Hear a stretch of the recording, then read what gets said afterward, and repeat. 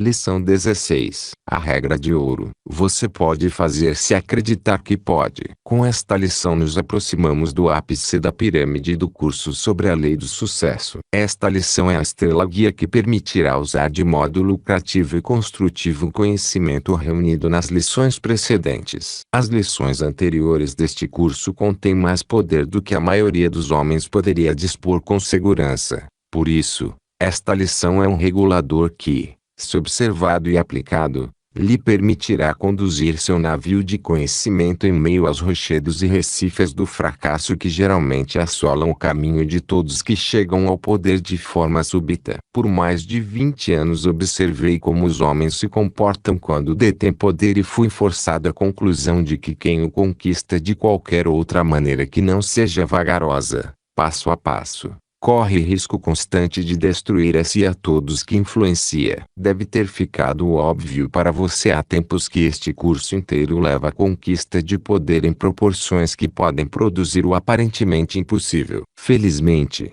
fica evidente que esse poder só pode ser atingido pela observância de muitos princípios fundamentais, princípios que convergem todos nesta lição, baseada na lei que iguala e transcende em importância a todas as demais descritas nas lições precedentes. Do mesmo modo, fica evidente para o aluno atento que esse poder só pode durar mediante a fiel observância da lei em que esta lição se baseia. Nela situa-se a válvula de segurança que protege o aluno descuidado dos perigos de sua insensatez e protege também aqueles que ele poderia colocar em perigo caso tentasse driblar a determinação prevista nesta lição. Brincar com o poder que pode ser alcançado a partir do conhecimento contido nas lições precedentes deste curso sem um total entendimento e estrita observação da lei exposta nesta lição equivale a brincar com um poder que pode destruir, bem como criar. Agora estou falando não do que eu suspeito ser verdade, mas do que sei que é verdade. A verdade sobre a qual este curso inteiro e esta lição em particular baseiam-se não é invenção minha. Minha única reivindicação é ter observado sua aplicação invariável pelos caminhos diários da vida por um período de mais de 25 anos de luta e tê-la adotado e utilizado tanto quanto podia à luz de minhas fragilidades e fraquezas humanas. Se você exige prova positiva da solidez das leis em que este curso em geral e esta lição em particular se baseiam, devo declarar incapacidade de oferecê-la, exceto por uma testemunha, você mesmo. Você pode ter prova positiva somente testando e aplicando por si. Se você exige evidência mais substancial e abalizada do que a minha, é meu privilégio encaminhá-lo aos ensinamentos e à filosofia de Cristo, Platão, Sócrates, Epicteto, Confúcio, Emerson e dois dos mais modernos filósofos, William James e Hugo Munsterberg, de cujas obras peguei tudo que constitui os mais importantes fundamentos desta lição, com exceção do que adquiri a partir de minha limitada experiência. Por mais de 4.000 anos, os homens têm pregado a regra de ouro como uma norma de conduta adequada, mas infelizmente o mundo aceitou as palavras e esqueceu totalmente o espírito desta injunção universal. Aceitamos a regra de ouro apenas como uma regra sólida de conduta ética, mas fracassamos em entender a lei que a embasa. Ouvi a regra de ouro ser citada muitas vezes, mas não lembro de ter ouvido uma explicação da lei que a embasa, e faz poucos anos que eu a entendi. Por isso sou levado a crer que aqueles que a citaram não a entendiam. A regra de ouro significa substancialmente fazer aos outros o que você desejaria que fizessem para você se as posições fossem contrárias. Mas por quê? Qual o verdadeiro motivo para uma consideração bondosa pelos outros? O verdadeiro motivo é o seguinte: existe uma lei eterna por cuja operação nós colhemos o que semeamos. Ao selecionar a regra de conduta pela qual se guiar nas transações com outros, você muito provavelmente será justo e equitativo se souber que com essa escolha está colocando em movimento um poder que seguirá seu curso para o bem ou para o mal na vida dos outros e que por fim retornará para ajudá-lo ou prejudicá-lo, de acordo com a sua natureza. O que um homem semear também colherá.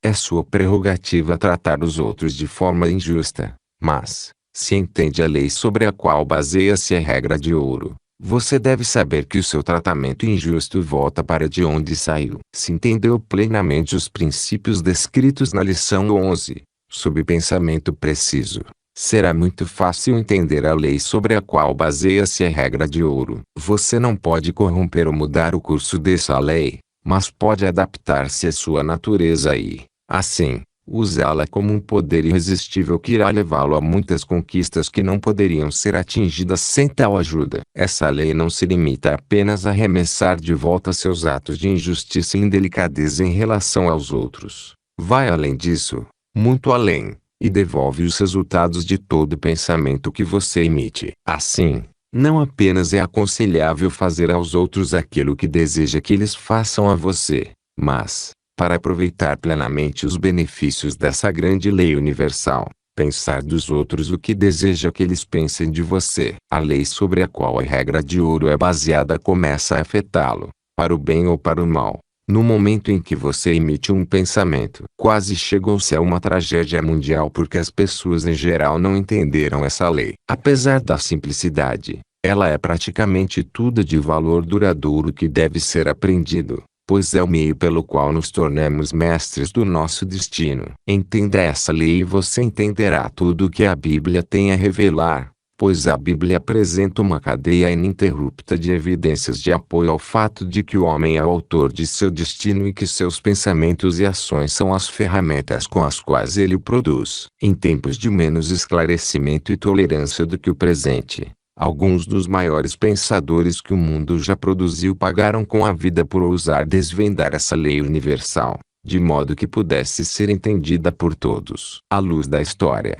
é uma evidência encorajadora do fato de que os homens estão gradualmente lançando fora o véu de ignorância e intolerância. Observar que não corro risco de danos corporais ao escrever algo que me custaria a vida há alguns séculos. Embora este curso lide com as leis mais elevadas do universo que o homem é capaz de interpretar, o objetivo foi mostrar como elas podem ser usadas nos assuntos práticos da vida. Tendo em mente o objetivo da aplicação prática, vamos agora analisar o efeito da regra de ouro com o episódio que segue. O poder da prece. Não, disse o advogado, não vou representar sua queixa contra esse homem.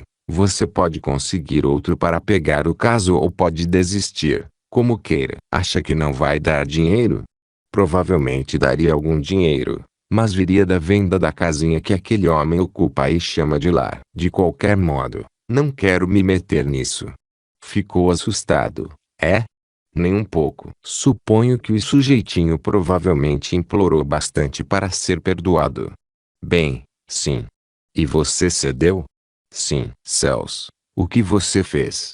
Creio que derramei algumas lágrimas. E o velho implorou muito. Você diz? Não, eu não disse isso. Ele não trocou uma palavra comigo. Bem, posso respeitosamente perguntar a quem ele se dirigiu em sua presença? A Deus Todo-Poderoso. Ele começou a rezar. É?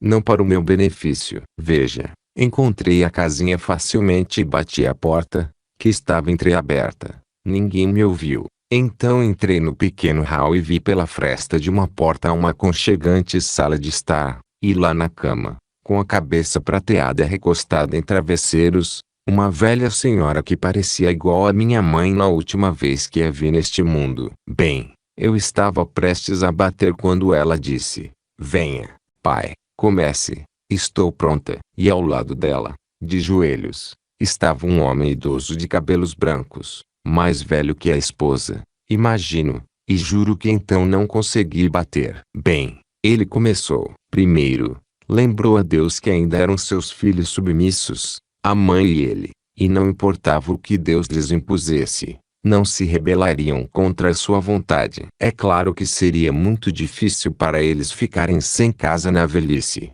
especialmente com a pobre mãe tão doente e desamparada, e, como poderia ter sido diferente se pelo menos um dos rapazes tivesse sido poupado? Então, a voz dele falhou, e uma mão alva saiu de debaixo da coberta e afagou gentilmente os cabelos brancos do homem. Ele prosseguiu, repetindo que nada poderia ser tão atroz como a perda dos 3 filhos. A não ser que ele e a mãe tivessem que se separar. Mas pelo menos ele se confortava com o fato de que o senhor sabia que não era por culpa dele que a mãe e ele estavam ameaçados de perder sua querida casinha. O que significaria a mendicância e o asilo. Um lugar que rezavam para não ter que ir, caso isso estivesse de acordo com a vontade de Deus. E então ele citou uma infinidade de promessas sobre a segurança daqueles que depositam a confiança em Deus. Na verdade, foi o apelo mais emocionante que já ouvi. Por último, ele rezou pela bênção de Deus para aqueles que estavam prestes a exigir justiça. O advogado continuou, mais humildemente do que nunca, e eu acredite eu prefiro ir para um asilo de mendicidade esta noite do que manchar meu coração e minhas mãos com o sangue com uma acusação dessas. Está com medo de derrotar a oração do velho, é? Pelo amor de Deus, homem, não se poderia derrotá-la, falou o advogado. Como eu disse, ele deixou tudo para a vontade de Deus, mas afirmou que somos instruídos a tornar nossos desejos conhecidos por Deus. Essa súplica supera todas as que já ouvi. Veja, aprendi esse tipo de coisa na infância. De qualquer modo, porque fui enviado para ouvir aquela oração. Com certeza não sei, mas estou deixando o caso. Eu preferiria, disse o cliente, contorcendo-se inquieto, que você não tivesse me contado sobre a prece do velho. Por quê?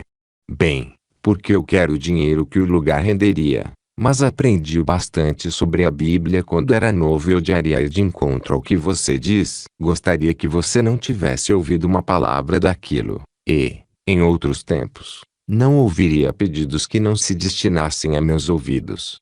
O advogado sorriu. Meu caro, ele disse, você está errado de novo. Era para os meus ouvidos e para os seus também. E Deus Todo-Poderoso teve essa intenção. Minha velha mãe costumava cantar sobre Deus agindo de forma misteriosa, pelo que lembro. Bem, minha mãe costumava cantar isso também, disse o requerente, enquanto dobrava os papéis da ação. Você pode ir lá pela manhã, se quiser, e dizer à mãe e ele que o pedido foi atendido. De forma misteriosa, acrescentou o advogado, sorrindo. Nem esta lição, nem este curso baseiam-se em apelo a sentimentos piegas, mas não há como escapar da verdade de que o sucesso em sua forma mais nobre e superior faz com que finalmente se veja todas as relações humanas com um sentimento de emoção profunda, tal como é que o advogado sentiu ao ouvir a oração do velho. Pode ser uma ideia antiquada, mas de alguma maneira não consigo abandonar a crença de que o homem algum pode atingir o sucesso em sua forma mais elevada sem a ajuda de uma prece sincera. A oração é a chave com que se pode abrir a porta secreta mencionada na lição 11. Nesta era de atividades mundanas, em que o pensamento predominante da maioria das pessoas está centrado na acumulação de riqueza ou na luta pela mera sobrevivência, é fácil e natural ignorarmos o poder da prece sincera. Não estou dizendo que você deva recorrer à oração como forma de solucionar problemas cotidianos que exigem atenção imediata. Não, não vou tão longe em um curso com instruções que serão largamente estudadas por quem busca a estrada do sucesso que é medida em dólares. Mas posso modestamente sugerir que você pelo menos dê uma chance à prece depois de tudo mais ter falhado em trazer sucesso satisfatório. 30 homens desgrenhados e com olhos vermelhos alinharam-se diante do juiz do Tribunal de Polícia de São Francisco. Era a turma matinal de bêbados e desordeiros de sempre. Alguns eram velhos e empedernidos. Outros baixavam a cabeça com vergonha. Assim que o tumulto momentâneo provocado pela entrada dos prisioneiros amainou, uma coisa estranha aconteceu. Uma voz clara e forte, vinda de baixo, começou a cantar. A noite passada adormeci. Veio um sonho muito lindo. A noite passada, para todos eles havia sido um pesadelo ou um estupor de bebedeira. A canção era tão contrastante com o fato horrível que ninguém pôde deixar de sentir um choque repentino. Eu estava na velha Jerusalém, ao lado do templo.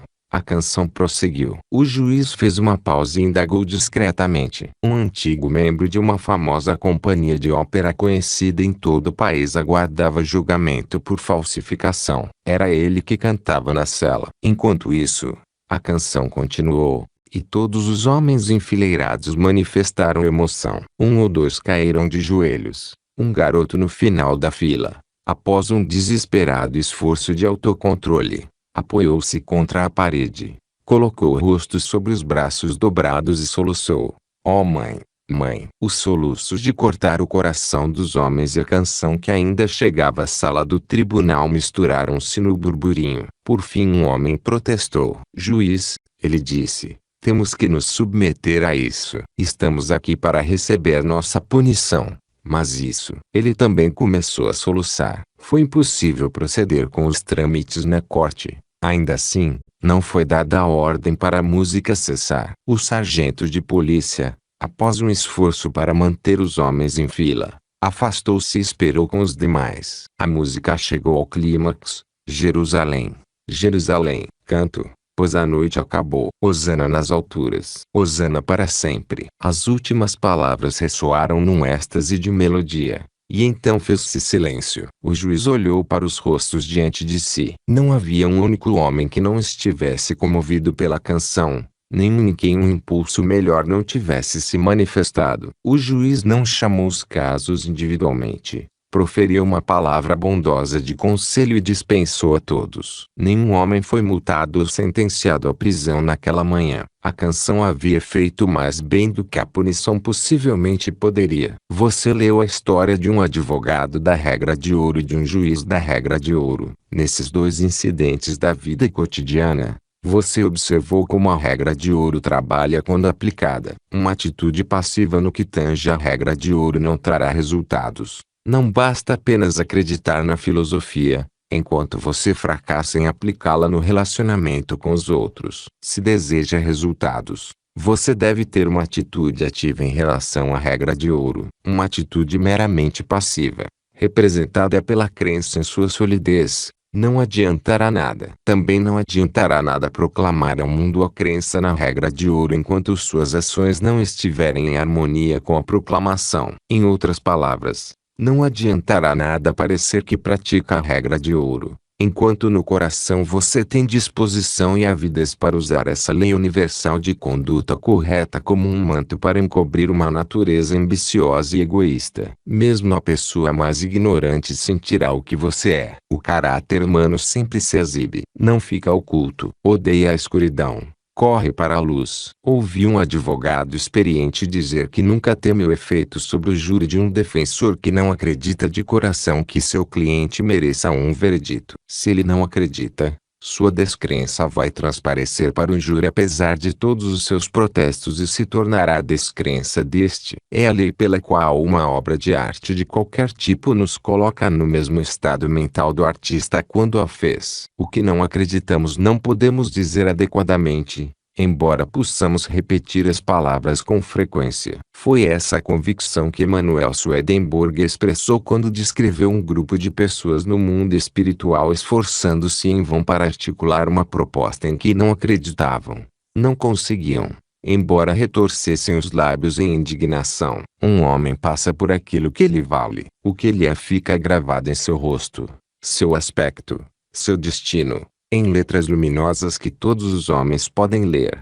menos ele. Se você não quer ser conhecido por fazer determinada coisa, jamais a faça. Um homem pode bancar o bobo nos desvios de um deserto, mas vai parecer que cada grão de areia vê. Emerson na citação. Emerson refere-se à lei que embasa a filosofia da regra de ouro. E a mesma lei que ele teve em mente quando escreveu o seguinte: toda violação da verdade não é apenas uma espécie de suicídio do mentiroso, mas uma punhalada na saúde da sociedade humana. Sobre a mais lucrativa mentira, o curso dos acontecimentos em breve lança um imposto destrutivo. Por outro lado, a franqueza prova-se a melhor tática, pois convida à franqueza, coloca as partes em situação conveniente e faz do negócio uma amizade. Confie nos homens, e eles serão leais. Trate-os com grandeza, e eles te mostrarão grandes, embora façam em seu favor uma exceção a todas as suas regras de negócios. A filosofia da regra de ouro é baseada numa lei que homem algum pode lograr. Essa lei é a mesma descrita na lição 11,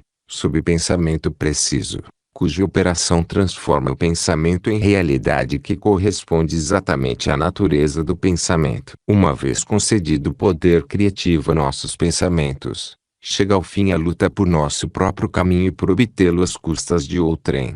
Pois, visto que em termos de hipótese podemos criar o que queremos e a maneira mais simples de conseguir o que queremos não é arrancando de outrem, mas fazendo por nós, e, visto que não há limite para o pensamento, não pode haver necessidade de esforço excessivo, e para todos que fazem seu caminho dessa maneira há de ser banida toda a contenda, escassez, doença e tristeza da terra. Agora, é precisamente sobre o pressuposto do poder criativo de nosso pensamento a que a Bíblia inteira se refere. Se não, qual o significado de ser salvo pela fé? A fé é essencialmente pensamento.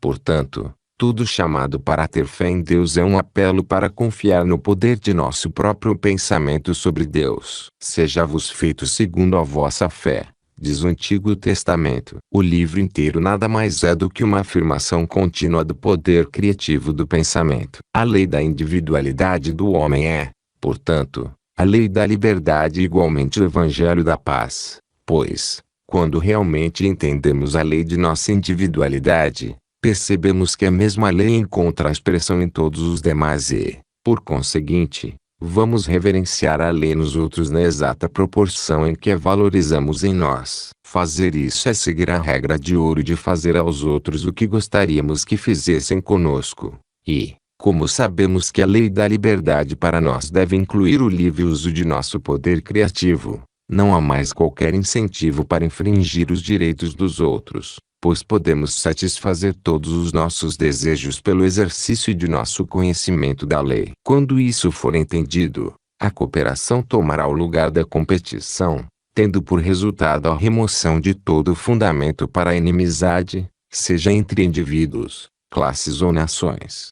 Se você deseja saber o que acontece quando alguém ignora totalmente a lei que embasa a filosofia da regra de ouro, pegue qualquer homem de sua comunidade que você saiba que vive com o objetivo dominante e único de acumular riqueza e que não tem escrúpulos judiciosos sobre como acumular tal riqueza. Estude esse homem e você observará que não há cordialidade em sua alma, não há bondade em suas palavras, não há acolhimento em seu rosto. Ele se tornou escravo do desejo de riqueza. Está ocupado demais para desfrutar da vida e egoísta demais para desejar que os outros desfrutem-na. Ele caminha, fala, respira, mas não passa de um autômato humano. Ainda assim, existem aqueles que invejam tal homem e desejam ocupar sua posição, tolamente acreditando que ele é bem-sucedido. Jamais pode haver sucesso sem felicidade. E nenhum homem pode ser feliz sem distribuir felicidade aos outros. Entretanto,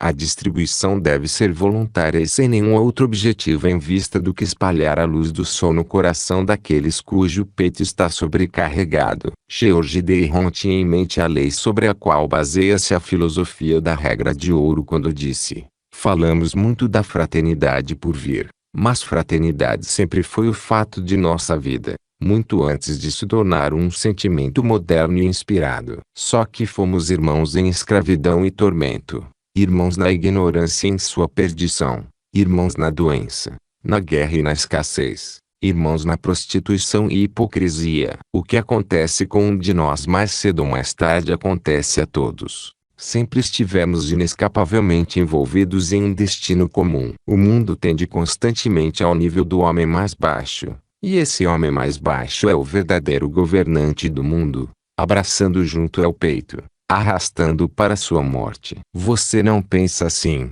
mas a verdade tem que ser verdade. Pois, se houvesse alguma maneira de alguns de nós conseguirmos a liberdade sem os outros, se houvesse alguma maneira de alguns de nós podermos ter o céu enquanto outros tivessem o inferno, se houvesse alguma maneira de parte do mundo poder escapar de pragas, dos gritos e da miséria do trabalho que não prospera, então na verdade nosso mundo estaria perdido e condenado. Porém, visto que os homens nunca foram capazes de se separar dos males e erros uns dos outros, Visto que a história é bastante afetada pela lição de que não podemos escapar da fraternidade, visto que tudo na vida nos ensina que a cada minuto escolhemos entre a fraternidade no sofrimento e a fraternidade na bondade, resta-nos escolher a fraternidade de um mundo cooperativo, com todos os seus frutos, os frutos do amor e da liberdade. A Guerra Mundial conduziu-nos a uma era de esforço cooperativo na qual a lei do vive e deixe viver destaca-se como uma estrela brilhante a nos guiar no relacionamento uns com os outros. Esse grande chamado universal em prol do esforço cooperativo assume muitas formas, tais como os clubes Rotary, Kiwanis, Lions e muitos outros que unem os homens em espírito de convívio amigável, pois marcam o início de uma era de cordialidade competitiva nos negócios. O próximo passo será uma aliança mais próxima de todos os clubes em espírito de cooperação amigável. A tentativa de Woodrow Wilson e seus contemporâneos de estabelecer a Liga das Nações,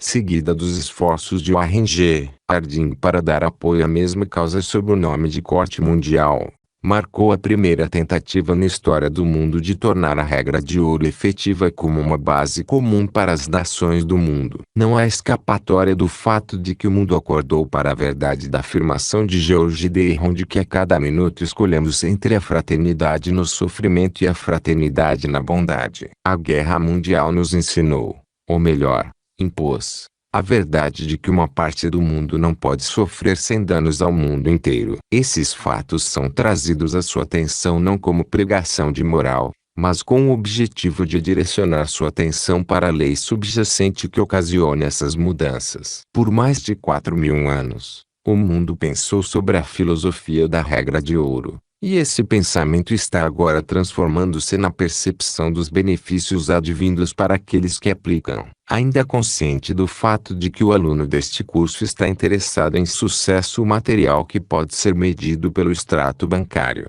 parece apropriado sugerir aqui que todos podem lucrar mudando sua filosofia de negócios de acordo com a mudança rumo à cooperação que está tomando conta do mundo. Se conseguir captar a importância da enorme mudança ocorrida no mundo desde o término da Guerra Mundial e conseguir interpretar o significado de todos os clubes e associações que agregam homens e mulheres em espírito de cooperação amigável, com certeza sua imaginação irá sugerir o fato de que este é um momento oportuno de lucrar adotando o espírito de cooperação amigável como base de sua filosofia profissional ou de negócios. Em outras palavras, deve ser óbvio para todos que pretendem pensar de modo preciso que é chegado o tempo em que o fracasso em adotar a regra de ouro como base da filosofia profissional de negócios equivale a um suicídio econômico. Talvez você tenha indagado por que a honestidade não foi mencionada neste curso como pré-requisito para o sucesso,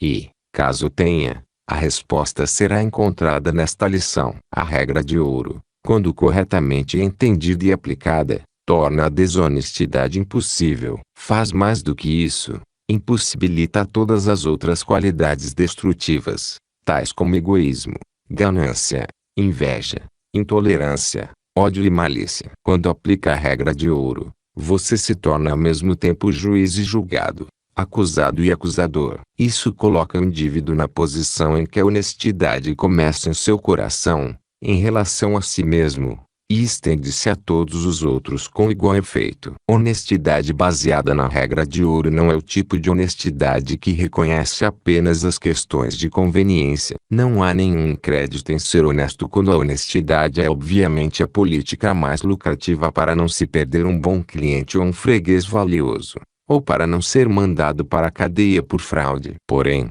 quando a honestidade significa uma perda material temporária ou permanente, torna-se uma honra do mais alto nível para todos que a praticam. Tal honestidade tem sua recompensa apropriada no poder de caráter e reputação acumulado e desfrutado por todos que a merecem. Aqueles que entendem e aplicam a regra de ouro são sempre estritamente honestos, não apenas pelo desejo de serem justos com os outros, mas pelo desejo de serem justos consigo. Entendem a lei eterna que embasa a regra de ouro e sabem que, pela operação dessa lei, Todo pensamento que liberam e todo ato que praticam tem contrapartida em fatos ou circunstâncias com os quais serão confrontados mais adiante. Os filósofos da regra de ouro são honestos porque entendem a verdade de que a honestidade adiciona ao caráter aquele algo vital que dá vida e poder. Aqueles que entendem a lei da regra de ouro envenenariam sua própria água com a mesma rapidez com que se entregariam a atos de injustiça a outrem,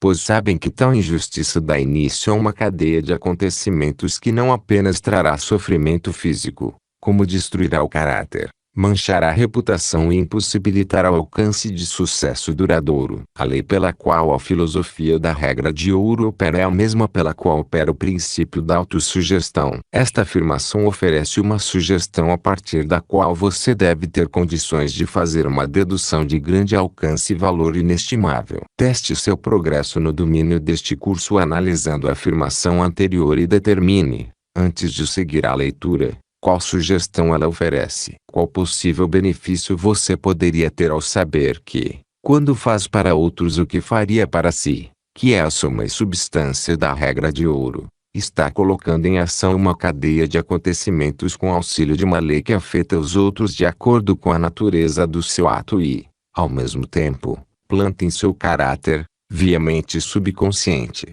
os efeitos daquele ato? Esta pergunta sugere sua própria resposta. Mas estou decidido a fazê-lo pensar sobre este assunto vital, por isso colocarei a questão ainda de outra forma. Ou seja, se todos os seus atos em relação aos outros e até mesmo seus pensamentos sobre os outros ficam registrados no subconsciente pela autossugestão, construindo assim seu caráter na exata cópia de seus pensamentos e atos, você consegue ver o quanto é importante vigiar esses atos e pensamentos. Estamos agora no cerne do verdadeiro motivo para fazer aos outros o que gostaríamos que fizessem para nós, pois é óbvio que qualquer coisa que fazemos para os outros estamos fazendo para nós mesmos. Em outras palavras, todo ato e todo pensamento que você libera modifica seu caráter exatamente conforme a natureza do auto-pensamento. E seu caráter é uma espécie de polo magnético que atrai as pessoas e condições que se harmonizam com ele. Você não pode agir em relação a outrem sem primeiro ter criado a natureza desse ato em seu pensamento e não pode liberar um pensamento sem plantar a soma, substância e natureza dele em sua mente subconsciente, para lá se tornar uma parte de seu caráter. Compreenda esse princípio simples e entenderá por que você não pode se dar ao luxo de odiar ou invejar outra pessoa. Entenderá também por que não pode se dar ao luxo de revidar de alguma forma o quem lhe faz uma injustiça. Igualmente entenderá a injunção: pague o mal com o bem. Entenda a lei sobre a qual baseia-se a injunção da regra de ouro e você entenderá também a lei que liga eternamente toda a humanidade em um único laço de companheirismo e impossibilita que você prejudique outra pessoa em pensamento ou ação sem se prejudicar e que igualmente adiciona a seu caráter os resultados de todo pensamento e ação bondosos que você manifesta. Entenda essa lei e você saberá, sem a menor sombra de dúvida, que está constantemente se punindo por todo erro que comete e se recompensando por todo ato de conduta construtiva que pratica. Parece quase um ato de providência que o maior mal e a maior injustiça já cometidos contra mim tenham ocorrido quando comecei esta lição.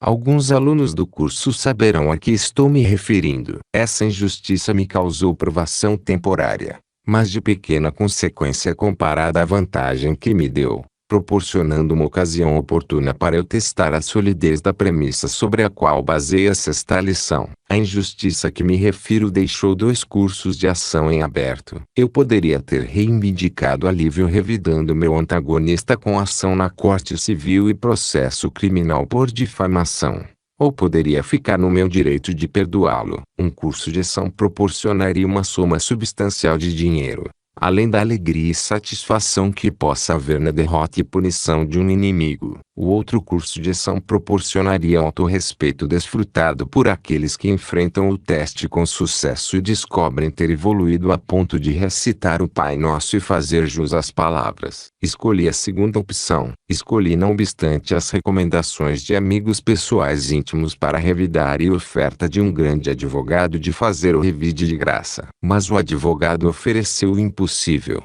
pois nenhum homem pode revidar de graça. Nem sempre o custo é de natureza monetária, pois existem outras coisas com as quais se pode pagar e que são mais caras que o dinheiro. Seria tão inútil tentar fazer qualquer alguém que não esteja familiarizado com a regra de ouro entender por que me recusei a revidar esse inimigo quanto tentar descrever a lei da gravidade para um macaco. Se você entende essa lei, também entende por que escolhi perdoar o inimigo. No Pai Nosso somos admoestados a perdoar nossos inimigos. Mas a admoestação cai em ouvidos moucos a menos que o ouvinte entenda a lei que embasa. Essa lei não é diferente daquela que embasa a regra de ouro. É a lei que embasa esta lição inteira e pela qual inevitavelmente devemos colher o que semeamos. Não há escapatória dessa lei, nem qualquer causa para tentar evitar suas consequências se nos abstemos de colocar em movimento pensamentos e ações destrutivos. Para que possamos descrever mais concretamente a lei que embasa esta lição,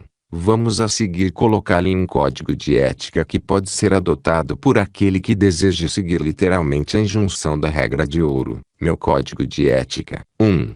Acredito na regra de ouro como base de toda a conduta humana. Assim, nunca farei a outra pessoa o que não gostaria que ela fizesse a mim se nossas posições fossem contrárias. 2. Serei honesto nos mínimos detalhes, em todas as minhas transações com os outros, não apenas pelo desejo de ser justa com eles, mas pelo desejo de gravar a ideia da honestidade em meu subconsciente, entretecendo assim essa qualidade essencial em meu caráter. 3. Perdoarei aqueles que são injustos comigo sem pensar se merecem ou não, pois entendo a lei pela qual perdoar os outros fortalece meu caráter e remove de meu subconsciente os efeitos de minhas transgressões. 4. Serei sempre justo, generoso e leal com os outros, mesmo que saiba que esses atos passarão despercebidos e sem recompensas conforme o significado comum de recompensa, pois entendo e pretendo aplicar a lei pela qual o caráter é apenas a soma total dos atos do indivíduo. 5. Qualquer tempo de que eu possa dispor para me dedicar a descobrir e expor fraquezas e faltas de outros dedicarei mais proveitosamente à descoberta e correção das minhas. 6. Não difamarei ninguém, não importa o quanto eu acredite que a pessoa mereça, pois não desejo plantar sugestões destrutivas em meu subconsciente. 7. Reconhece o poder do pensamento como um acesso do meu cérebro ao oceano universal da vida. Portanto, não lançarei pensamentos destrutivos a flutuar naquele oceano para que não poluam a mente dos outros. 8. Dominarei a tendência humana para o ódio, inveja, egoísmo, ciúme, malícia, pessimismo, dúvida e medo, pois acredito que seja essa mente de onde o mundo colhe a maioria de seus problemas. 9. Quando minha mente não estiver ocupada com pensamentos direcionados à realização de meu objetivo principal definido de vida, irei voluntariamente mantê-la cheia de pensamentos de coragem, autoconfiança, boa vontade em relação aos outros, fé, bondade, lealdade, amor pela verdade e justiça, pois acredito que essas são as sementes das quais o mundo colhe o crescimento progressivo. 10. Entendo que uma mera crença passiva na solidez na filosofia da regra de ouro não é de nenhum valor para mim ou para os outros.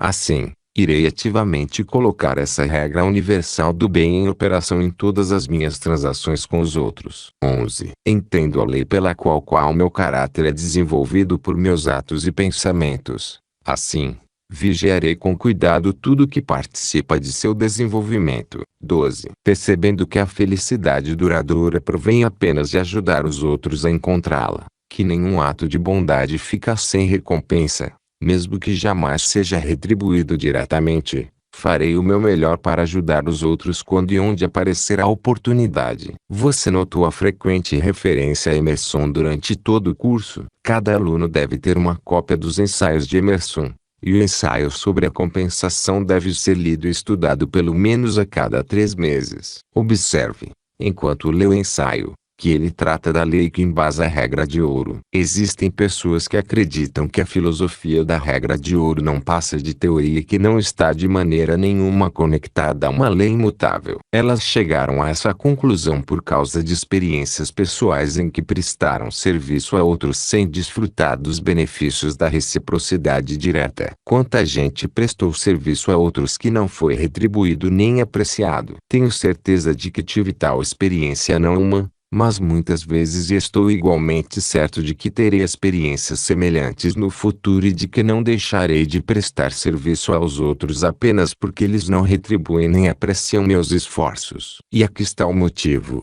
Quando presto serviço a outrem ou pratico um ato de bondade, armazeno no subconsciente o efeito de meus esforços, o que pode ser comparado ao carregamento de uma bateria elétrica. Aos poucos, se praticar uma quantidade suficiente de tais atos, terei desenvolvido um caráter positivo e dinâmico que atrairá pessoas que se harmonizam com meu caráter ou se assemelham a ele. Aqueles que atraio retribuirão os atos de bondade e o serviço que presto aos outros. Assim, a lei da compensação terá equilibrado a balança da justiça para mim, trazendo de volta, de uma fonte inteiramente diferente, os resultados dos serviços que prestei. Você já ouviu dizer várias vezes que a primeira transação de um vendedor deve ser para si mesmo, o que significa que, a menos que ele primeiro se convença dos méritos de suas mercadorias, não conseguirá convencer os outros. Aqui de novo entra a lei da atração, pois é bem sabido que o entusiasmo é contagiante, e, quando um vendedor mostra grande entusiasmo por sua mercadoria, suscita interesse correspondente na mente dos outros. Você pode compreender essa lei muito facilmente comparando-os a uma espécie de imã humano que atrai aqueles cujas características se harmonizam com as suas. Ao se comparar a um imã que atrai todos que se harmonizam com suas características dominantes e repele todos que não se harmonizam, você deve ter em mente também o fato de que você é o construtor do imã. Além disso, pode mudar sua natureza para que corresponda a qualquer ideal que possa desejar estabelecer e seguir. E, o mais importante de tudo, você deve ter em mente o fato de que todo esse processo de mudança ocorre pelo pensamento. Seu caráter é simplesmente a soma total de seus pensamentos e ações. Essa verdade foi afirmada de muitas maneiras diferentes ao longo de todo este curso. Por causa dessa grande verdade, é impossível prestar qualquer serviço útil ou praticar qualquer ato de bondade para os outros sem ser beneficiado. Além disso, é igualmente impossível condescender em qualquer ato ou pensamento destrutivo sem pagar a penalidade da perda de quantidade correspondente de seu próprio poder. O pensamento positivo desenvolve uma personalidade dinâmica. O pensamento negativo desenvolve uma personalidade de natureza oposta. Em muitas das lições precedentes deste curso e nesta, são dadas instruções definidas quanto ao método exato para o desenvolvimento da personalidade por meio do pensamento positivo. Essas instruções são particularmente detalhadas na lição 3, sobre a autoconfiança. Ali é uma fórmula bem definida a ser seguida. Todas as fórmulas fornecidas neste curso têm por objetivo ajudar a direcionar o poder do pensamento de forma consciente para o desenvolvimento de uma personalidade que atrai aqueles que ajudarão na conquista do objetivo principal definido. Você não precisa de provas de que atos hostis e grosseiros trazem como efeito a retaliação dos outros. Além disso, tal retaliação é geralmente definida e imediata. Do mesmo modo, não precisa de prova de que pode realizar mais lidando com os outros de tal maneira que eles queiram cooperar com você. Se dominar a lição 8, sobre autocontrole, você entenderá como induzir os outros a agirem em relação a você como deseja que ajam, por meio de sua atitude em relação a eles. A lei do olho por olho e dente por dente baseia-se na mesma lei sobre a qual a regra de ouro opera. Não é nada mais do que a lei da retaliação com a qual todos nós estamos familiarizados. Até mesmo a pessoa mais egoísta reagirá a essa lei, pois não consegue evitar. Se eu falar mal de você, mesmo que eu fale a verdade, você não pensará bem de mim. Além disso, provavelmente retaliará do mesmo modo. Mas, se eu falar de suas virtudes, você pensará bem de mim e, quando aparecer a oportunidade, retribuirá na maioria das ocasiões. Pela operação da lei da atração,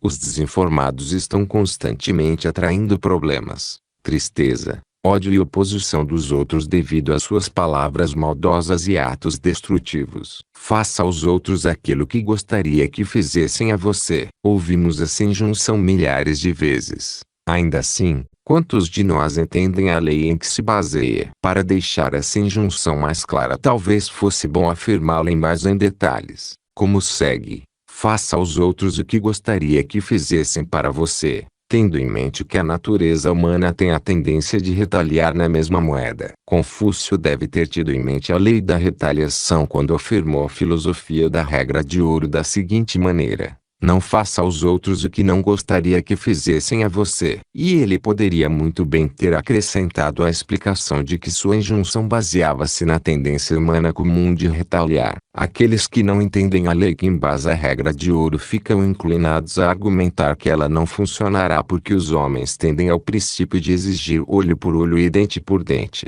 o que nada mais é do que a lei da retaliação. Se fossem um passo além no raciocínio, entenderiam que estão olhando os efeitos negativos da lei e que essa mesma lei também é capaz de produzir efeitos positivos. Em outras palavras, caso você não fosse gostar de ter seu olho arrancado, assegure-se contra esse infortúnio evitando arrancar o olho de outrem. Vá um passo além e preste a outro um serviço bondoso e útil, e, pela operação da mesma lei de retaliação, ele prestará serviço semelhante a você. E se ele deixar de retribuir sua bondade, e daí? Você não obstante terá lucrado pelo efeito de seu ato em seu subconsciente. Assim, praticando atos de bondade e aplicando sempre a filosofia da regra de ouro, você assegura o benefício de uma fonte e, ao mesmo tempo, tem uma chance bastante boa de lucrar de outra fonte. Pode acontecer de você basear todos os seus atos em relação aos outros na regra de ouro sem desfrutar de qualquer retribuição direta por um longo período de tempo.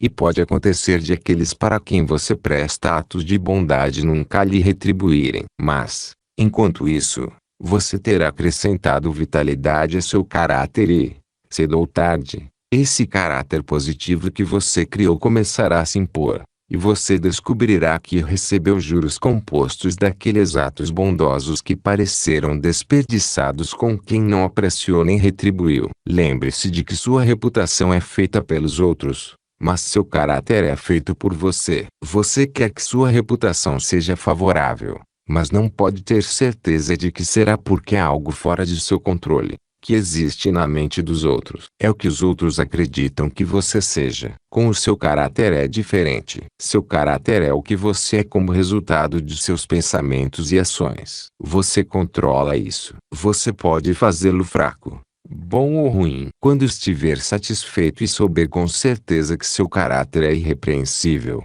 você não precisará se preocupar com sua reputação, pois é tão impossível seu caráter ser destruído ou danificado por qualquer um exceto você mesmo quanto a matéria ou energia serem destruídas. Era essa a verdade que Emerson tinha em mente quando disse: uma vitória política, um aumento da renda, a cura de uma doença, o retorno de um amigo distante ou qualquer outro acontecimento externo eleva o espírito e você pensa que seus dias são preparados para você. Não acredite nisso. Nunca pode ser assim. Nada pode trazer-lhe paz a não ser você mesmo. Nada pode trazer-lhe paz a não ser o triunfo dos princípios. Um motivo para ser justo com os outros é que tal ação pode causar retribuição do mesmo tipo. Mas um motivo melhor é que bondade e justiça para com os outros desenvolvem um caráter positivo em todos que praticam esses atos. Você pode negar a recompensa que tenho direito por lhe prestar um serviço útil,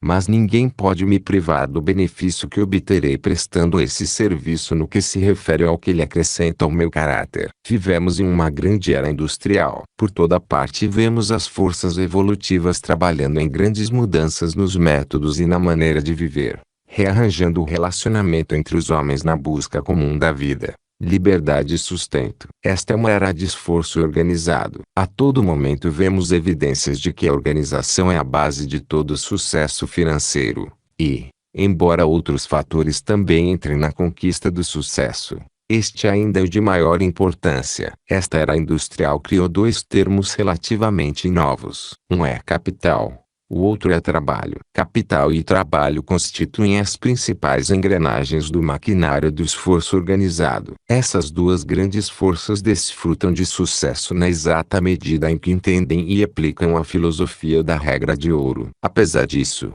a harmonia entre as duas forças nem sempre prevalece, graças aos destruidores da confiança que ganham a vida plantando a semente da divergência e incitando conflitos entre empregados e empregadores. Nos últimos 15 anos, dediquei tempo considerável ao estudo das causas de discordância entre empregados e empregadores. Também coletei muita informação sobre o assunto com outros homens que igualmente estudaram o problema. Existe apenas uma solução que, se entendida por todos os interessados, trará harmonia ao caos e estabelecerá uma perfeita relação entre capital e trabalho. O remédio não é invenção minha, baseia-se numa grande lei universal da natureza. Esse remédio foi bem apresentado por um dos grandes homens dessa geração nas seguintes palavras: a questão que propomos considerar está instigando profundo interesse atualmente, mas não mais do que sua importância exige. É um dos sinais esperançosos desta época o fato de que tais assuntos de vital interesse para a felicidade humana estejam constantemente vindo à tona, atraindo a atenção dos homens mais sábios e agitando a mente de pessoas de todas as classes. A grande prevalência desse movimento mostra que uma nova vida está pulsando no coração da humanidade, operando em suas faculdades como a brisa quente de primavera sobre o chão congelado e os germes dormentes da vegetação. Isso causará grande agitação, quebrará muitas formas congeladas e mortas e produzirá grandes mudanças, em alguns casos destrutivas, mas anuncia o florescimento de novas esperanças e a chegada de novas colheitas para o suprimento das necessidades humanas e meios de maior felicidade. Há uma grande necessidade de sabedoria para orientar as novas forças que entram em ação. Cada homem tem a mais solene obrigação de fazer sua parte na formação de uma opinião pública correta e dar direção sábia à vontade popular. A solução para os problemas do trabalho, da escassez, da abundância, do sofrimento e da tristeza só pode ser encontrada considerando-os de um ponto de vista moral e espiritual. Esses problemas devem ser vistos e analisados sob uma luz que não seja a deles. As verdadeiras relações de trabalho e capital jamais poderão ser descobertas pelo egoísmo humano. Devem ser vistas a partir de um objetivo maior do que salários ou acumulação de riqueza. Devem ser consideradas a partir de sua influência sobre os fins para os quais o homem foi criado. É desse ponto de vista que proponho considerar o tema diante de nós. Capital e trabalho são essenciais um para o outro. Seus interesses estão tão unidos que não podem ser separados. Em comunidades civilizadas e esclarecidas, são mutuamente dependentes. Se existe alguma diferença, é que o capital é mais dependente do trabalho que o trabalho do capital. A vida pode ser sustentada sem capital. Animais, com poucas exceções, não têm nenhuma propriedade e não pensam ansiosos sobre o dia seguinte, e Nosso Senhor recomendou que reparássemos neles como exemplos dignos de imitação. Olhai para as aves do céu, diz ele, que não semeiam, não colhem, nem ajuntam-se em celeiros, contudo, o Pai Celestial as alimenta. Os selvagens vivem sem capital. Na verdade, a grande massa de seres humanos vive do trabalho do dia a dia. Mas nenhum homem pode viver de sua riqueza. Não pode comer seu ouro e prata. Não pode vestir-se com títulos e certificados de ações. O capital não pode fazer nada sem o trabalho. E seu valor consiste unicamente do poder de comprar trabalho ou seus resultados. É ele próprio o produto do trabalho. Não tem qualquer chance, por conseguinte, de assumir uma importância que não lhe pertence. Entretanto, por mais dependente que seja do trabalho para seu valor, o capital é um fator essencial para o progresso humano. No momento em que o homem começa a elevar-se de uma condição selvagem e relativamente independente para uma condição civilizada e dependente, o capital torna-se necessário. Homens travam relações mais próximas uns com os outros. Em vez de cada um fazer tudo, os homens começam a se dedicar a empregos específicos e a depender de outros para fornecer muitas coisas para eles. enquanto envolvem-se em alguma ocupação especializada. Dessa forma o trabalho torna-se diversificado. Um homem trabalha com ferro, outro com madeira, um fabrica roupas, outro cultiva alimentos para nutrir aqueles que constroem casas e fabricam instrumentos agrícolas. Isso necessita de um sistema de trocas,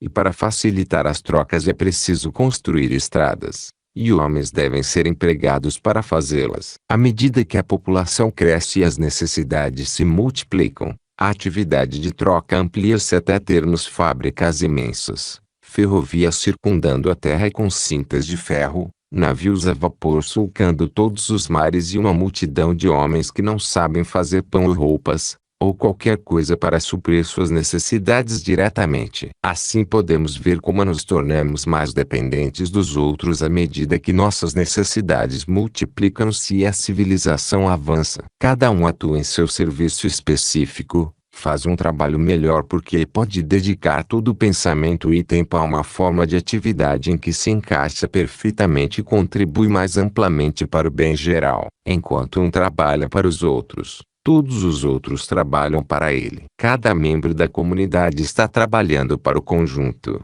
e o conjunto para cada membro. Essa é a lei da vida perfeita, lei que rege tudo no mundo material. Todo homem que está engajado em qualquer emprego útil para o corpo e a mente é um filantropo, um benfeitor público. Não importa se cultiva milho na pradaria, algodão no Texas ou na Índia, minera carvão nas cavernas da terra ou alimenta o motor de navios a vapor. Se o egoísmo não pervertesse e arrebentasse os motivos humanos, todos os homens e mulheres estariam cumprindo a lei da caridade engajados em seus empregos diários. Levar a cabo esse vasto sistema de trocas, colocar a floresta e a fazenda, a fábrica e a mina lado a lado e entregar produtos de todos os tipos em todas as portas exige um capital imenso. Um homem não pode trabalhar em sua fazenda ou fábrica e construir uma ferrovia e uma frota de navios a vapor. Assim como gotas de chuva agindo isoladamente não podem acionar um moinho ou fornecer vapor para um motor, mas, coletadas em um vasto reservatório tornam-se a força irresistível do Niágara ou a força que aciona a locomotiva e o navio a vapor como poderosos bólidos da montanha ao litoral e de costa a costa. Uns poucos dólares em uma miríade de bolsos são impotentes para fornecer os meios para essas vastas operações, mas, combinados, movem o mundo. O capital é amigo do trabalho e essencial para seu exercício econômico e justa recompensa. Pode ser, e frequentemente é, um inimigo terrível, quando empregado apenas para objetivos egoístas, mas a grande massa dele é mais amigável à felicidade humana do que geralmente se supõe. O capital não pode ser utilizado sem, de alguma maneira, direta ou indiretamente, ajudar o trabalhador. Pensamos nos males que sofremos, mas permitimos que o bem de que desfrutamos passe despercebido. Pensamos nos males, mas não olhamos para as bênçãos de que desfrutamos e que seriam impossíveis sem a grande acumulação de capital. Faz parte da sabedoria formar uma justa estimativa do bem que recebemos tanto quanto do mal que sofremos. É um ditado comum hoje em dia que os ricos estão ficando mais ricos e os pobres mais pobres. Mas, quando todas as posses do homem são contabilizadas, existem bons motivos para se duvidar da afirmação. É verdade que os ricos estão ficando mais ricos. É verdade também que as condições da mão de obra estão melhorando constantemente. O operário comum tem conveniências e confortos de que príncipes não poderiam dispor há um século. Ele está mais bem vestido, tem maior variedade e abundância de comida, vive em uma casa mais confortável e tem muito mais equipamentos para as tarefas domésticas e a execução do trabalho do que o dinheiro poderia comprar há poucos anos. Um imperador não poderia viajar com a facilidade, conforto e rapidez que o operário comum pode hoje. Ele pode pensar que está sozinho, sem ninguém para ajudar, mas na verdade dispõe de um séquito imenso de servos constantemente à espera, prontos e ansiosos para atenderem suas ordens. É preciso um vasto exército de homens e um imenso dispêndio de capital para fornecer um jantar comum, tal como todo homem e mulher, com poucas exceções, desfrutam hoje. Pense na vasta combinação de meios, homens e forças necessários para fornecer uma refeição frugal. Os chineses fazem o chá, os brasileiros, o café, os indianos, os temperos, os cubanos, o açúcar. O agricultor nas padrarias ocidentais faz o pão e possivelmente o bife, o lavrador, os vegetais, o leiteiro, o leite e a manteiga, o mineiro cavou das minas o carvão com o qual a comida é cozida e a casa é aquecida, o marceneiro fornece as cadeiras e mesas, o cuteleiro, as facas e garfos, o ceramista, os pratos, o irlandês, a toalha de mesa, o açougueiro, a carne, o moleiro, a farinha. Mas esses vários itens alimentícios e os meios para prepará-los e servi-los foram produzidos a imensas distâncias de você e uns dos outros. É preciso atravessar oceanos, aplainar morros, aterrar vales, fazer túneis em montanhas, construir navios e ferrovias e instruir e empregar um vasto exército de homens em cada arte mecânica antes que os elementos de seu jantar possam ser preparados e servidos. Deve haver também homens para coletar esses itens, comprá-los, vendê-los e distribuí-los. Cada um fica em seu local, faz seu trabalho e recebe seu salário. Ainda assim, está trabalhando para você e lhe servindo de forma tão fiel e eficaz quanto faria se estivesse a seu serviço pessoal e recebesse o salário de suas mãos. À luz desses fatos, que todos devem conhecer, podemos ter condições de ver com mais clareza a verdade. Cada homem e mulher que desempenha um trabalho útil é um benfeitor público. E esse pensamento e propósito enobrece o trabalho e o trabalhador. Estamos todos ligados por laços comuns. Ricos e pobres, cultos e ignorantes, fortes e fracos se entrelaçam em uma rede social e cívica. Ferir um é ferir a todos. Ajudar um é ajudar a todos. Você vê que é necessário um vasto exército de homens para fornecer seu jantar. Você não vê que isso exige uma quantidade correspondente de capital para fornecer e manter esse complicado maquinário em movimento. E você não vê que todo homem, mulher e criança está desfrutando do benefício disso. Como poderíamos conseguir nosso carvão, nossa carne, nossa farinha, nosso chá e café, açúcar e arroz? O trabalhador não pode construir navios, navegá-los e se sustentar enquanto faz isso. O fazendeiro não pode deixar sua fazenda e levar seu produto ao mercado. O mineiro não pode minerar e transportar o carvão. O fazendeiro do Kansas teria que queimar milho para cozinhar sua comida e aquecer sua moradia. E o mineiro teria fome do pão que o milho poderia fornecer, pois eles não podem mudar o fruto de seus trabalhos. Todo o acre de terra, toda floresta e mina foram valorizados pelas ferrovias e navios a vapor, e os confortos da vida e os meios de cultura social e intelectual são levados aos lugares mais inacessíveis. Mas os benefícios do capital não se limitam a prover necessidades e confortos atuais. O capital abre novas oportunidades de trabalho, diversifica e oferece um campo mais amplo para todos fazerem o tipo de trabalho no qual melhor se encaixam por gosto e temperamento. O número de empregos criados pelas ferrovias, navios a vapor, telégrafo e fábricas de máquinas dificilmente pode ser estimado. O capital também é amplamente investido para fornecer cultura intelectual e espiritual. Os livros multiplicam-se a preços cada vez mais baixos, e o melhor pensamento do mundo torna-se acessível ao trabalhador mais humilde por intermédio de nossas grandes editoras. Não há melhor exemplo dos benefícios que o operário comum obtém do capital do que o jornal diário. Por 2 ou 3 centavos a história do mundo nas últimas 24 horas é entregue em todas as portas. O operário indo para trabalho ou voltando em um transporte confortável pode visitar todas as partes do mundo e ter uma ideia mais verdadeira dos eventos do dia do que se estivesse presente no local. Uma batalha na China ou na África,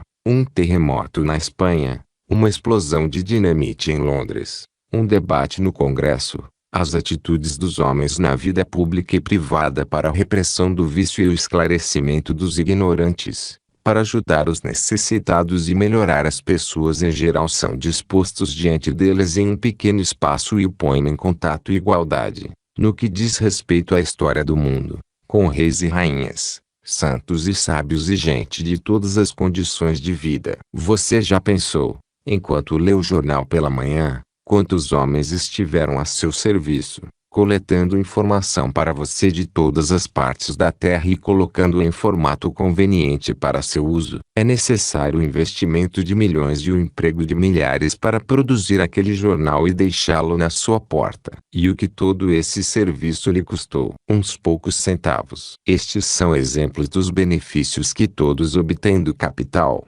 Benefícios que não podem ser obtidos sem grandes gastos. Benefícios que vêm a nós sem termos que nos preocupar e que depositam suas bênçãos aos nossos pés. O capital não pode ser investido em qualquer produção útil sem abençoar uma multidão de pessoas. Ele coloca a máquina da vida em movimento, multiplica empregos, coloca produtos de todos os lugares em cada porta, junta as pessoas de todas as nações. Coloca mentes em contato e dá a cada homem e mulher uma grande e valiosa parte do produto. Seria bom que esses fatos fossem considerados por todos, por mais pobres que sejam. Se o capital é tamanha bênção para o trabalho, se pode ser colocado em uso apenas pelo trabalho e se extrai todo o seu valor do trabalho, como pode haver conflito entre eles? Não poderia existir nenhum se ambos, capitalistas e trabalhadores, agissem sob princípios humanos e cristãos. Mas não fazem isso. São governados por princípios desumanos e anticristãos. Cada parte procura conseguir maiores retornos pelo menor serviço. O capital deseja maiores lucros.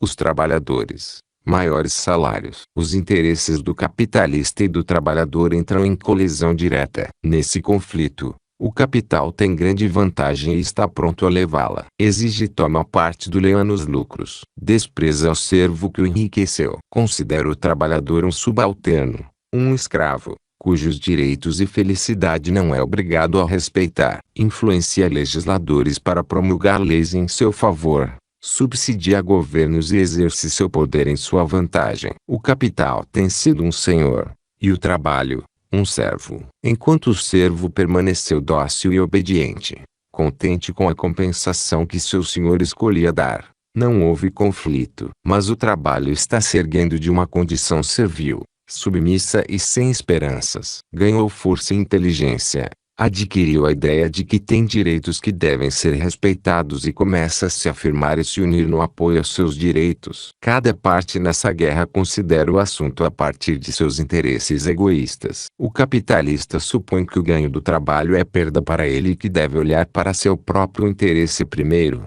que, quanto mais barato o trabalho, maiores os seus ganhos. Consequentemente, é de seu interesse manter o preço mais baixo possível. Já o trabalhador, pelo contrário, pensa que perde o que o capitalista ganha, e, portanto, é de seu interesse conseguir o salário mais alto possível. Desses pontos de vista opostos, os interesses parecem diretamente hostis. O que uma parte ganha, a outra perde. Daí o conflito. Ambas estão agindo por motivos egoístas e, consequentemente, só podem estar erradas. Ambas as partes veem apenas metade da verdade e, confundindo isso com o todo, caem em um erro destruidor para ambas. Cada uma defende sua posição e considera o assunto somente de seu ponto de vista e a luz enganosa de seu egoísmo. A paixão inflama a mente e cega o entendimento.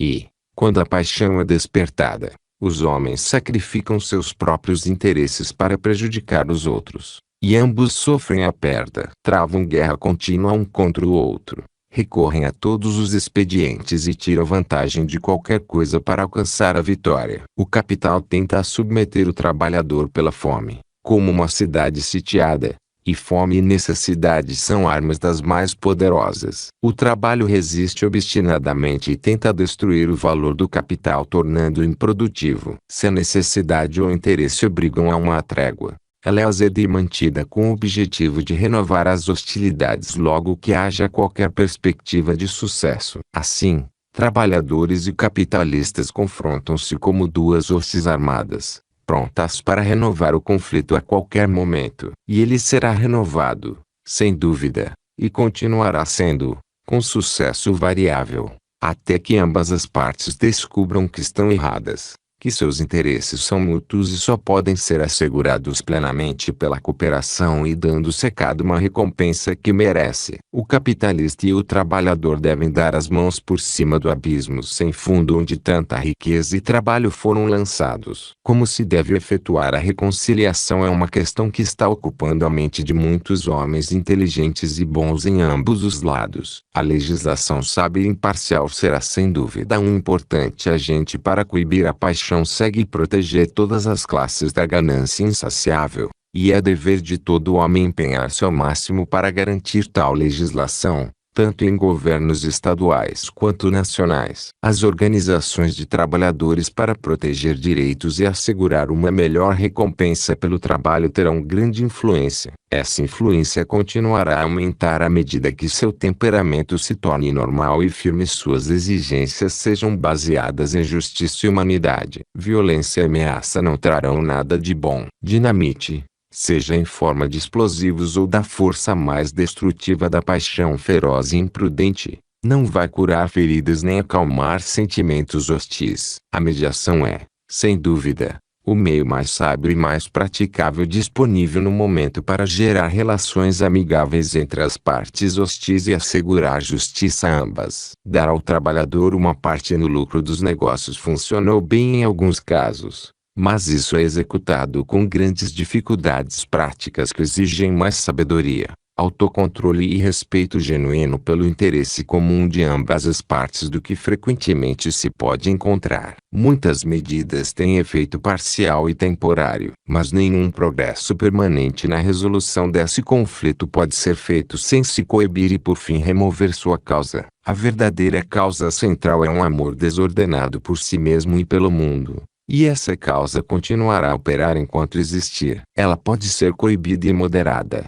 mas irá se impor quando houver ocasião. Todo homem sábio, portanto, procura remover a causa e controlar seus efeitos tanto quanto possível. Purifique a fonte e você deixa todo o curso d'água à poluição. Existe um princípio de influência universal que deve constituir a base e guiar todo esforço bem-sucedido para trazer harmonia a esses dois grandes fatores do bem humano que agora confrontam-se com objetivo hostil. Não é uma invenção ou descoberta minha. Consiste de uma sabedoria superior à humana. Não é difícil de entender ou aplicar. Uma criança consegue compreender e agir de acordo com esse princípio. Ele é universal em sua aplicação e totalmente útil em seus efeitos. Vai aliviar o fardo do trabalho e aumentar as recompensas. Dará segurança para o capital e o tornará mais produtivo. É simplesmente a regra de ouro, contida nas seguintes palavras: portanto, tudo o que vós quereis que os homens vos façam,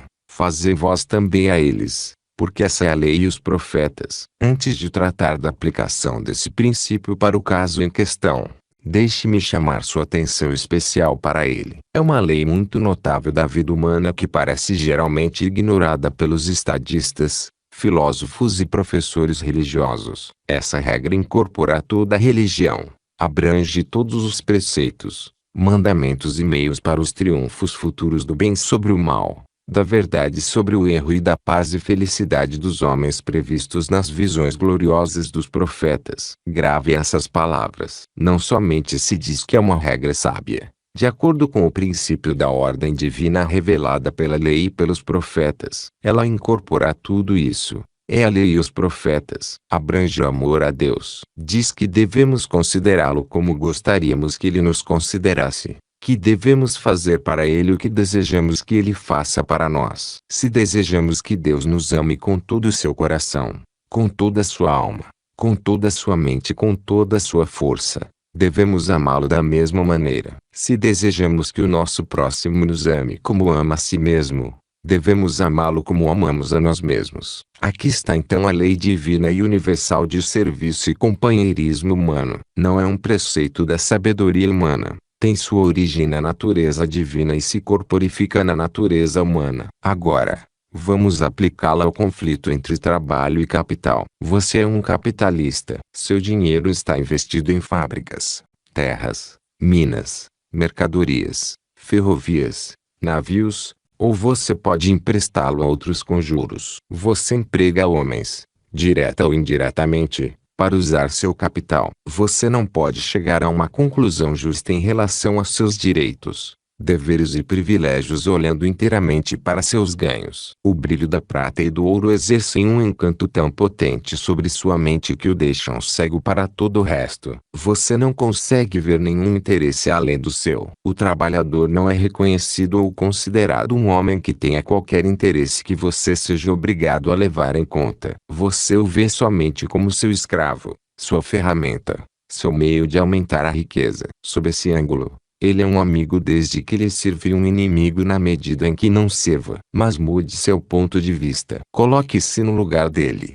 Coloque-o em seu lugar. Como você gostaria que ele o tratasse se estivesse no lugar dele? Talvez você já tenha estado lá. Com toda a probabilidade esteve, pois o capitalista de hoje é o trabalhador de ontem, e o trabalhador de hoje é o empregador de amanhã. Você sabe, por vívida e dolorosa experiência, como gostaria de ser tratado. Você gostaria de ser considerado uma simples ferramenta, um meio de enriquecer outrem. Gostaria de ter o salário reduzido às necessidades básicas da vida. Gostaria de ser tratado com indiferença e brutalidade. Gostaria de ter seu sangue, sua força, sua alma fundidos em dólares para o benefício de outros. Essas perguntas são fáceis de responder. Todos sabem que se alegrariam em ser tratados com bondade, em ter seus interesses considerados, seus direitos reconhecidos e protegidos. Todos sabem que tal consideração desperta uma resposta no coração. Bondade gera bondade.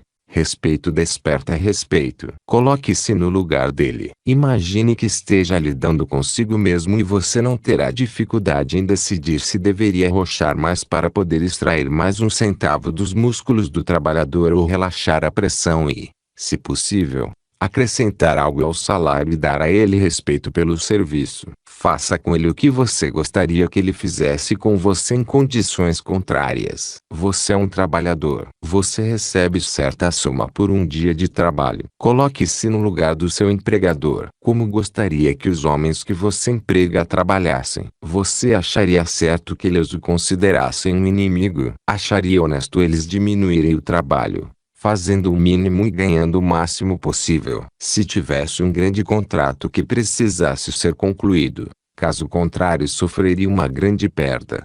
Gostaria de ver seus homens tirarem vantagem de sua necessidade para exigir um aumento nos salários. Acharia certo e sábio eles interferirem na gerência de seu negócio. Decretar quem você deveria empregar e em que termos deveria empregar. Você não preferiria que eles fizessem um trabalho honesto em espírito bondoso e gentil? Você não ficaria muito mais disposto a olhar os interesses deles, aliviar seu trabalho, aumentar os salários quando pudesse e cuidar do bem-estar de suas famílias se descobrisse que eles tinham consideração pela sua? Sei que seria assim. É verdade que os homens são egoístas e que alguns têm espírito tão mau e mesquinho que não conseguem ver nenhum interesse além do próprio, cujo coração não é feito de carne, mas de prata e ouro, tão duro que não é tocado por nenhum sentimento humano e não se importa com o quanto os outros sofram se puder ganhar um centavo com isso. Mas tais homens são exceções, não a regra. Somos influenciados pelo respeito e devoção dos outros por nossos interesses pessoais. O trabalhador que sabe que seu empregador é bondoso com ele e deseja tratá-lo com justiça e,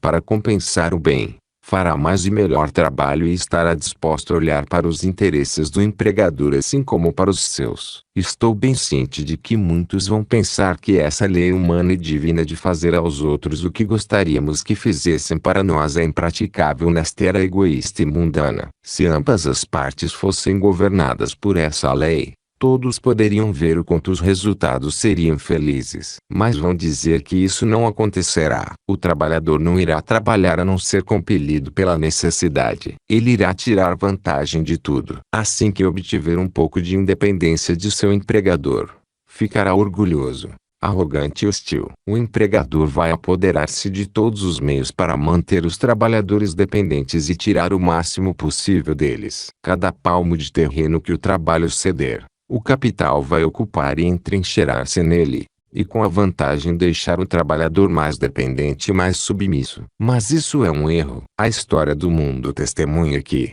Quando a mente dos homens não está amargurada por hostilidade intensa e seus sentimentos não estão ultrajados por injustiças cruéis, eles ficam dispostos a ouvir conselhos calmos, desinteressados e sensatos. Um homem que emprega um grande número de trabalhadores em uma mina de carvão me disse que nunca houve um caso em que ele não tivesse obtido uma reação calma e sincera quando apelou a motivos honrados, de homem para homem, ambos dotados de uma humanidade comum. Existe um exemplo recente e notável nessa cidade do feliz efeito de conselho calmo, desinteressado e sensato para resolver dificuldades entre empregadores e trabalhadores que foram desastrosas para ambos. Quando a mente é inflamada pela paixão, os homens não ouvem a razão. Ficam cegos pelos próprios interesses e não se importam com os interesses dos outros. As dificuldades nunca são resolvidas enquanto a paixão graça. Nunca são resolvidas por conflito. Uma parte pode ser subjugada pelo poder,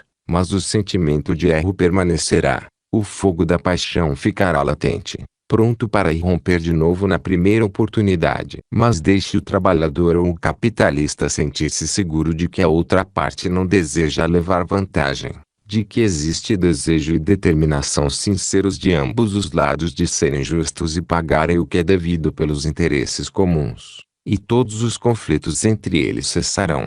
Assim como as ondas turbulentas do oceano acalmam-se quando os ventos param. O trabalhador e o capitalista têm um interesse mútuo e comum. Nenhum dos dois pode permanecer próspero sem a prosperidade do outro. Eles são partes de um corpo. Se o trabalho é o braço, o capital é o sangue. Desvitalize e desperdice o sangue, e o braço perde a força. Destrua o braço, e o sangue é inútil. Que um cuide do outro, e ambos serão beneficiados. Que cada um adote a regra de ouro como um guia, e toda a causa de hostilidade será removida, todo conflito cessará, e eles irão lado a lado fazer seu trabalho e colher sua justa recompensa. Se dominou os fundamentos desta lição, você entende por que nenhum orador público pode comover a plateia ou convencer os homens de seu argumento a menos que acredite no que está dizendo. Também entende por que nenhum vendedor pode convencer o cliente potencial a menos que primeiro se convença dos méritos de sua mercadoria. Ao longo de todo este curso,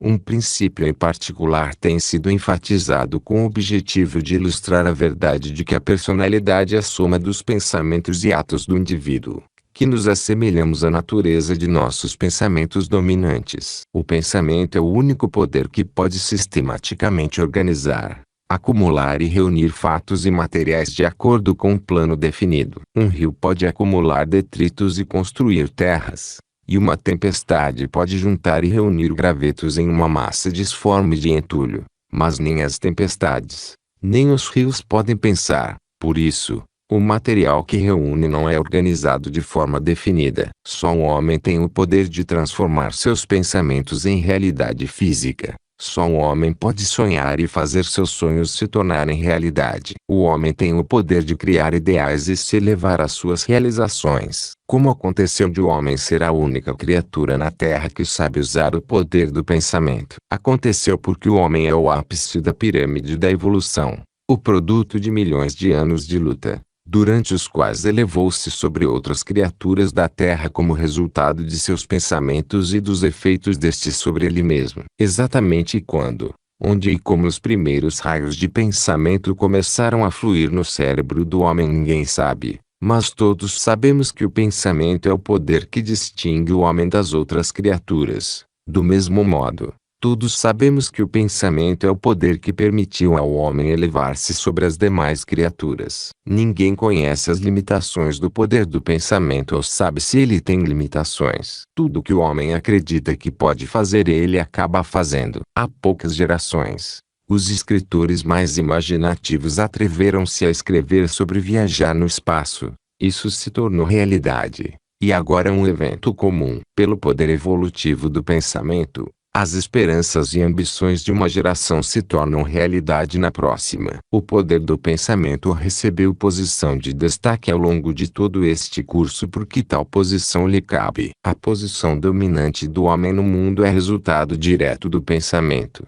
e é esse poder que você, como indivíduo, deverá usar na conquista do sucesso. Não importa qual sua ideia de sucesso. Você agora chegou ao ponto em que deve fazer um autoinventário com o objetivo de verificar quais qualidades precisa para ter uma personalidade equilibrada e consistente. 15 fatores principais entraram na elaboração deste curso. Analise-se com cuidado, com a assistência de uma ou mais pessoas se sentir necessidade, a fim de verificar em quais dos 15 fatores deste curso você é mais fraco e então concentre seus esforços nas lições específicas até desenvolver por completo os fatores que elas representam. Indecisão. Uma visita ao autor depois da lição. Tempo. A procrastinação rouba a oportunidade. É significativo que nenhum grande líder seja conhecido por procrastinar. Você é afortunado se a ambição leva à ação, jamais lhe permitindo hesitar ou voltar atrás uma vez tomada a decisão de ir em frente. Segundo a segundo,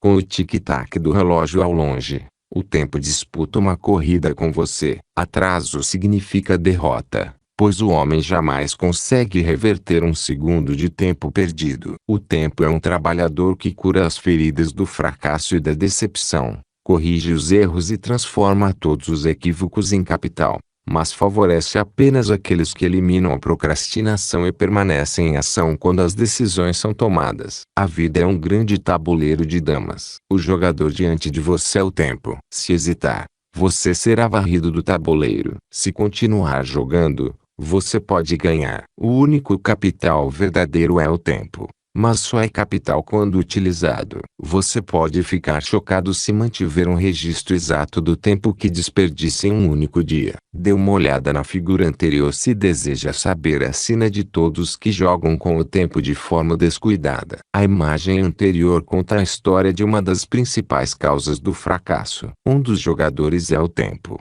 O outro é o homem comum, vamos chamá-la de você. De julgada em julgada, o tempo vai liquidando o homem comum até ele finalmente ficar encurralado. E aí o tempo pegará, não importa em que direção ele se desloque. A indecisão deixou encurralado.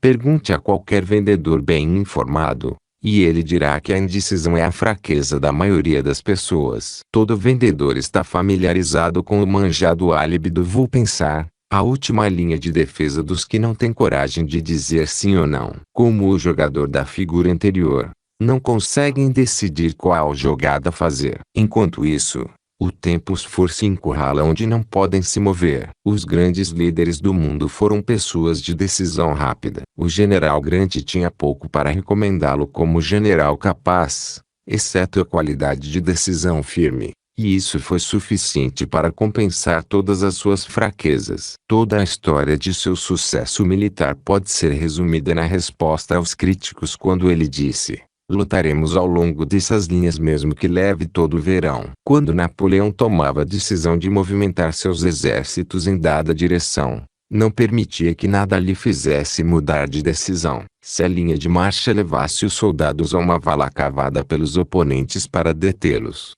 dava a ordem de fechar a vala, enchendo-a de homens e cavalos mortos suficientes para transpô-la. O suspense da indecisão leva milhões de pessoas ao fracasso. Um homem condenado uma vez disse que o pensamento da proximidade da execução não era tão aterrorizante, uma vez que ele havia decidido aceitar o inevitável. Falta de decisão é o principal obstáculo para todos que trabalham em reuniões revivalistas. O trabalho deles é fazer as pessoas decidirem aceitar uma determinada doutrina religiosa. Billy Sunday disse: indecisão é a ferramenta preferida do diabo. Andrew Carnegie visualizou uma grande indústria de aço, mas essa indústria não seria o que é hoje se ele não tivesse decidido transformar sua visão em realidade. James J. Hill viu em sua mente um grande sistema ferroviário transcontinental, mas tão ferrovia nunca teria se tornado realidade se ele não tivesse tomado a decisão de começar o projeto. Imaginação sozinha não basta para assegurar sucesso. Milhões de pessoas têm imaginação e constroem planos que facilmente trariam fortuna e fama,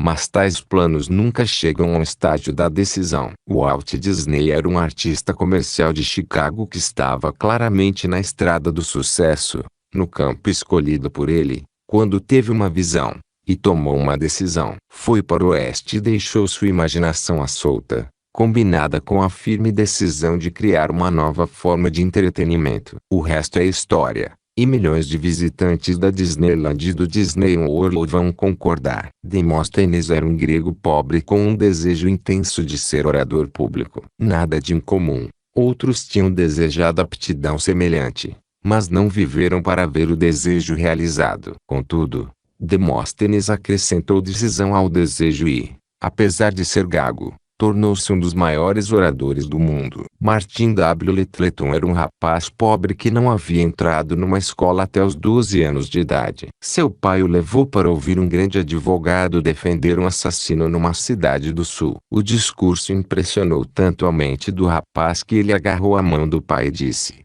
"Pai, um dia serei o advogado mais talentoso do país." Foi uma decisão definitiva. Hoje Martin W. Littleton não aceita honorários abaixo de os $50.000, e dizem que se mantém ocupado o tempo todo. Ele se tornou um advogado talentoso porque tomou a decisão de fazê-lo. Edwin C. Barnes decidiu tornar-se sócio de Thomas A. Edison, prejudicado pela falta de escolaridade, sem dinheiro para pagar a passagem de trem e sem amigos influentes para apresentá-lo a Edison. O jovem Barnes fez o caminho para East Orange, Nova Jersey, em um vagão de carga e se apresentou a Edison de tal forma que conseguiu a oportunidade que o levou à sociedade. Hoje, apenas 20 anos desde que a decisão foi tomada, Barnes vive em Bradenton, Flórida, aposentado, com todo o dinheiro de que necessita. Homens de decisão geralmente conseguem tudo aquilo que buscam. Este autor tem bem guardado na memória um grupinho de homens reunidos em Westerville, Ohio, que organizaram o que chamaram de Liga Anti-Bares. Os donos de bares trataram o grupo como piada. As pessoas em geral acharam graça. Mas aqueles homens haviam tomado uma decisão. A decisão foi tão firme que por fim encurralou os poderosos donos de bares e resultou na lei seca. William Wrigley Jr. tomou a decisão de dedicar toda a carreira de negócios à fabricação e venda de pacotes de goma de mascar por 5 centavos. A decisão trouxe um retorno financeiro de milhões. Henry Ford tomou a decisão de fabricar e vender automóveis a preços populares, acessíveis a todos que desejassem ter um. A decisão fez de Ford um dos homens mais poderosos da Terra e proporcionou a oportunidade de viagens para milhões. Todos esses homens tinham duas qualidades marcantes: um objetivo definido e uma firme decisão de transformar o objetivo em realidade. O homem de decisão consegue o que busca, não importa quanto tempo leve ou quanto seja difícil. Um vendedor talentoso queria conhecer um banqueiro de Cleveland. O banqueiro não queria vê-lo. Certa manhã, o vendedor esperou perto da casa do banqueiro até vê-lo pegar o carro e partir para o centro. Avistando a oportunidade, o vendedor colidiu seu carro com o do banqueiro, causando um pequeno dano ao automóvel. Ao descer do carro, entregou seu cartão para o banqueiro, expressou arrependimento pelo dano causado, mas prometeu um novo carro exatamente igual ao que havia danificado. Naquela tarde um novo carro foi entregue ao banqueiro, e daquela transação surgiu uma amizade que enfim virou uma sociedade de negócios que existe até hoje. O homem de decisão não pode ser parado. O homem indeciso não consegue começar. Faça sua escolha. Atrás dele ficou a cinza Açores. Atrás os portões de Hércules. Diante dele, não o espectro da costa, diante dele apenas mares sem litoral. O suboficial disse: "Agora devemos orar, pois eis que até as estrelas se foram." Bravo almirante, fale, o que devo dizer? Ora, diga, navegue em frente.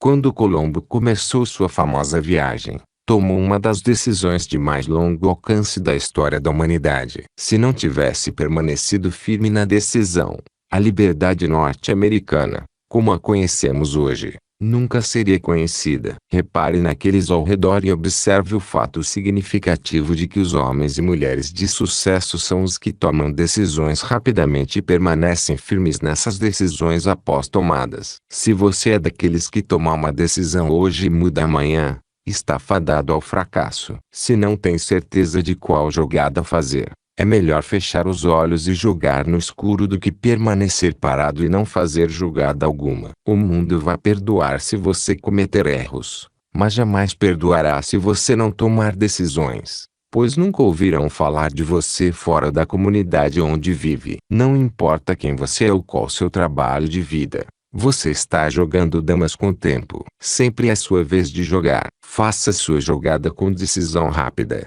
e o tempo irá favorecê-lo. Fique parado, e o tempo varrerá você do tabuleiro. Você não pode fazer a jogada certa sempre, mas, se fizer jogadas suficientes, pode tirar vantagem da lei das médias e acumular uma pontuação digna antes do grande jogo da vida terminar. O que quer que a mente possa conceber e acreditar, a mente pode realizar. Napoleão Hill